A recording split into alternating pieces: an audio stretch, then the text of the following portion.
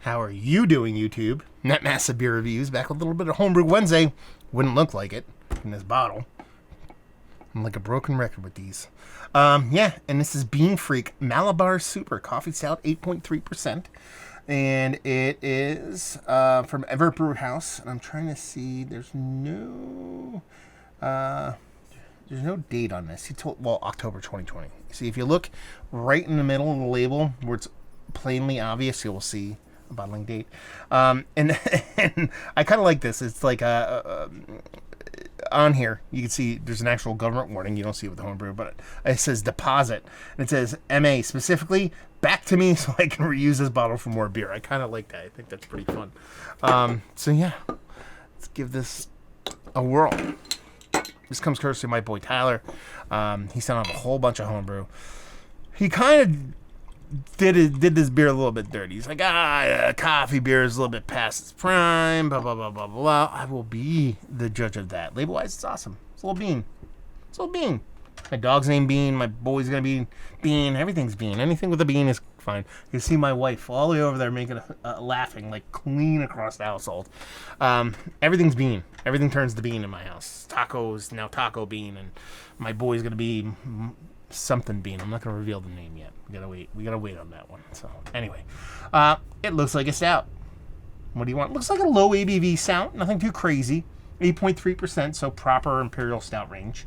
Nice soft creaminess to the actual head. What is left to there? It's got this rich kind of dark body.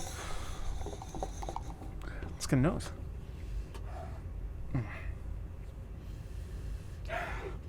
I mean, the coffee's definitely there. I feel like there's lactose in this, is there? Malibar Super. I assume that's the name of the coffee that he used. He said coffee stout. It has a soft confectionery vibe to it. Could be a heavily oated addition to it, but it almost has this dollop of sweetness, this dollop of cream in coffee kind of vibe to it. Since I'm one of those tasteless heathens who actually puts cream in his coffee, I dig it. Nice roasty coffee, a bolder coffee, nothing overly aggressive, not like dark roast, but leaning in that direction. But you still get the beer here too. You get this nice kind of roastiness in the beer itself. And like I said, it has that little bit of soft kind of, at least perceptionally confectionery vibe, which I like. I think it smells quite nice, and the coffee is definitely still there in the nose, at least a little bit. Let's dive in. Cheers.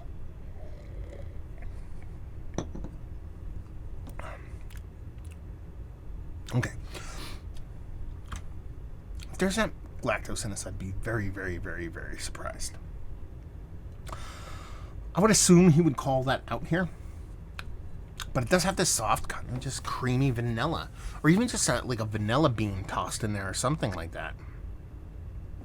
The coffee has dissipated quite a bit on this beer. It is still there in the nose, though.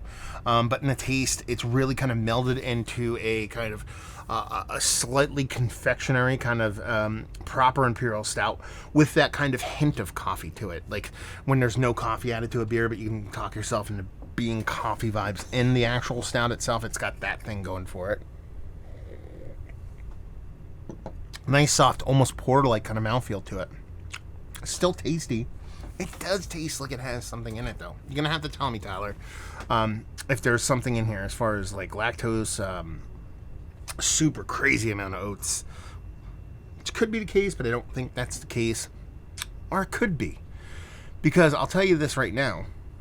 I'm not getting a big roasted malt, like, bittering component off of this beer. I'm not getting much as far as bittering at all.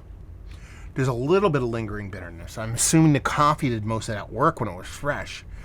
But it does have this kind of rich maltiness, but it lacks that kind of roasty, almost that roasted bitterness, roasted malt bitterness. So maybe it does have a heavy oat addition. That's what I'm getting that lactose kind of vibe from.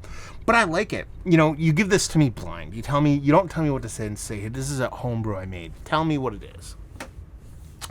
I would say this is a softly lactosed stout, I would assume. Stout or porter, because of that mouthfeel.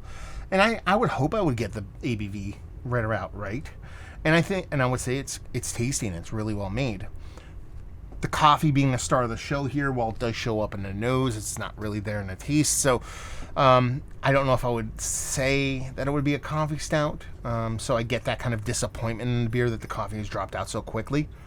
But it's still a good beer. And that's a testament to the beer itself. Sometimes, when you make these kind of beers, which, 8 and change for a stout isn't small, but it's not big by any stretch of the imagination.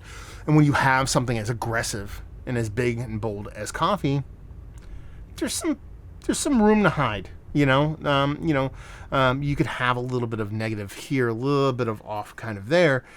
And the coffee will kind of mask that.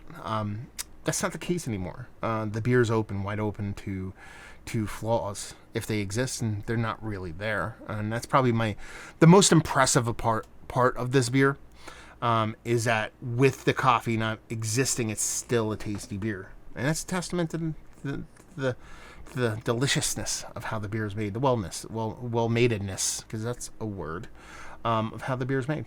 I like it, even without the coffee being in there. But I can imagine with the coffee being as vibrant as it was when it was originally in there, it's probably quite a bit bigger. So if I'm going to knock it for anything, it's just the lack of coffee. But again, you forewarned me about that. But I will say this. 4 months on a coffee stout shouldn't drop out that fast, so I don't know where it went. Let's put it that way. Meh.